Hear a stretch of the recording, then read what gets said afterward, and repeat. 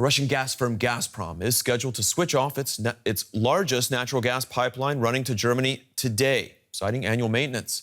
The question is if it will switch it back on. Officials in Germany and across the EU are warning utilities and companies to brace for a possible complete stop to gas flows even after the 10-day repair period. They fear Russia will use maintenance as a pretext. Now, Moscow has already reduced flows into Germany in recent weeks, cutting back supply to 40% of normal levels, again, citing repair needs. Now, the Nord Stream stoppage also appears to be pushing the German government to undermine its own sanctions regime against Russia. At Berlin's request, Canada has now temporarily waived its export restrictions on a gas turbine that the company Siemens was repairing at its facilities in Montreal. Delivery and installation of that turbine, which Russia says is critical to restoring gas flows, could force the EU to partially lift its own sanctions on Russia. And that, in turn, has drawn the ire of Ukraine. All right, let's take a further look into this. Karen Pittel leads the IFO Center for Energy, Climate and Resources. She joins me from Munich, and my colleague Andrea Neperi is joining me here in studio. Karen, I first want to start with you. We've been anticipating this day when maintenance begins for quite some time. How alarmed should we be? Do we have any idea? I mean, we don't know. I mean, that's basically it. I mean, the maintenance is normal. That happens basically every year, 10, 14 days. The question is really whether there will be any excuses on the Russian side to actually prolong that period. Until when is anybody's guess. All right, one excuse that's been given to this point for pulling back on gas imports to Germany has been a busted turbine. Andrea, the German government is now trying to work with Canada to get a turbine in. How problematic is this, actually, that they're sort of playing, I don't want to say playing along, but that they're actually sort of working on this turbine in essence with the Russian government? What can we say about that? Well, it's a big mess, Steve, because what Germany had to do was to convince Canada, a strong ally, to send back this turbine. And to do that, they had to lift sanction temporarily, they say, on Siemens Canada. They were repairing the turbine.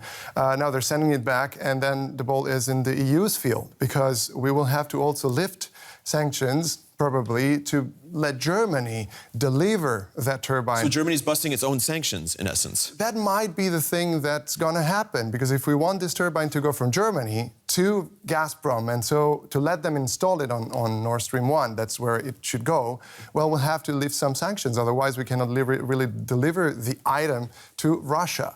And I mean, for Germany is a really big problem. We are already here under strong criticism for what we've done so far for Ukraine in terms of many, with many things that we haven't been doing enough. A lot of critics say, like that. Exactly.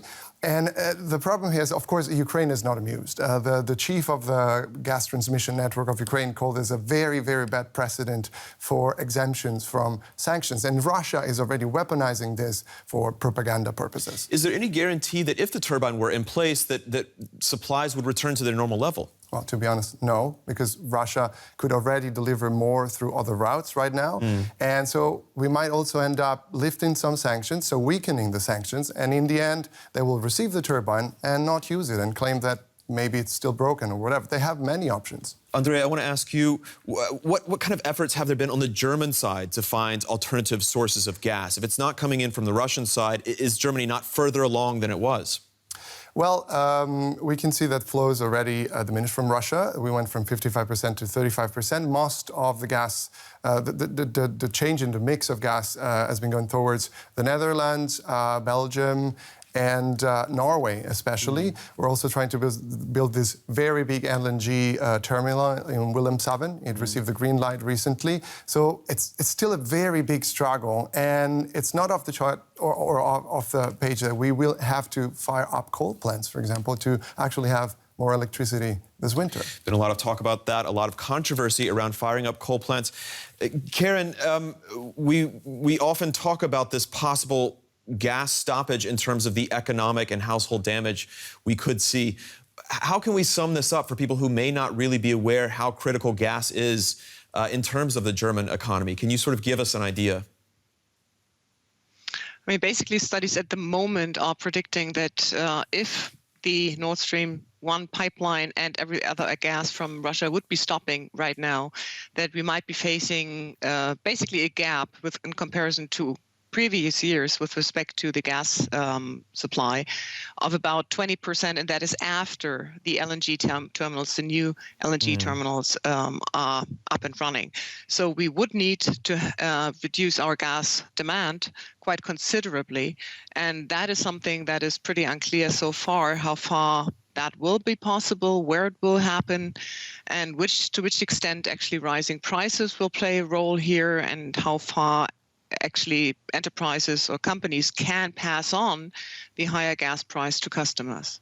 Presumably, a lot of companies may have to scale back production if they're heavily dependent on gas. Is that fair to say? That is fair to say. I mean, some companies might have the opportunity to switch, for example, to oil. Some might be able to import things that they will need for their production that would have been produced on a previous level with gas. So, for example, chemical companies producing and then reducing that production, and imports of that particular items could come from somewhere else. But there's still a pretty, not a very good notion to which extent that will be possible. All right, it's a huge topic that we'll be following for the coming days. That was Karen Pittel. She leads the IFO Center for Energy, Climate and Resources and joins us from Munich. And Andrea Nepri, my colleague here in studio. Thank you both for joining us. And if you're looking for more on this topic now, you can check out our YouTube special on Russia's threat to cut off European gas supplies. Now, our reporters go even deeper into some aspects of the story that we just heard there from Andrea and Karen. We also get into other parts you may not be as familiar with. You can find it on the DW News channel alongside our other business reports.